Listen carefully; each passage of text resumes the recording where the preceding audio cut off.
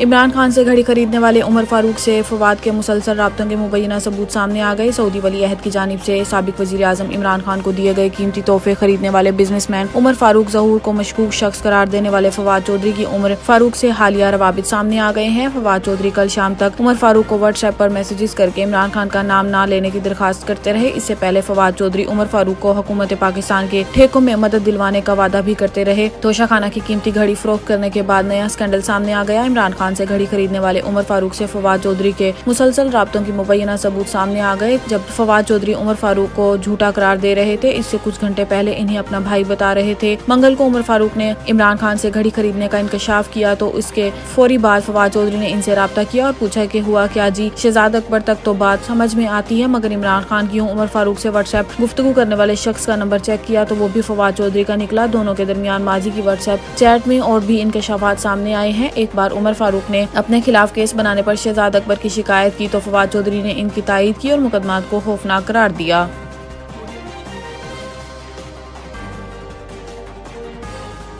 वावडा ने property tycoon से 50 अरब रुपए की डील से मुतल्लिक काबीना इजलास की तफसीलात बता दी। फैसल वावडा ने कहा है कि इजलास में शहजाद अकबर ने सेल लिफाफा दिखाया और कहा है कि लिफाफे में जो मवाद है वो हम डिस्कस भी नहीं कर सकते। इन्होंने कहा है कि जवाब में प्रॉपर्टी टाइकॉन ने बहुत से फायदे दिए होंगे। इसके अलावा फैसल वावडा ने इंकशाफ किया है कि PTI की तरफ से फ्रॉड करार पाने वाले उमर फारूक से PTI दौर में इकट्ठे 5-5 विफाकी वजीर मुलाकातें करते रहे। साबिक वजीर का कहना था कि माजी में इनकी उमर फारूक ज़हूर से होने वाली मुलाकात वजीर आजम के प्रिंसिपल सेक्रेटरी आजम खान की हदायत पर हुई। मुलाकात में इनके साथ 4 और वजीर और तमाम वजारतों के आला हुकाम भी मौजूद थे। फैसल वावडा ने इनसे कबल ट्विटर पर उमर फारूक के हमरा तस्वीर जारी करते हुए ये भी बताया था कि ये मुलाकात दुबई डेलीगेशन के तहत हुई थी। इस तस्वीर को जो रंग देना चाहें दें, इन्हें कोई डर नहीं।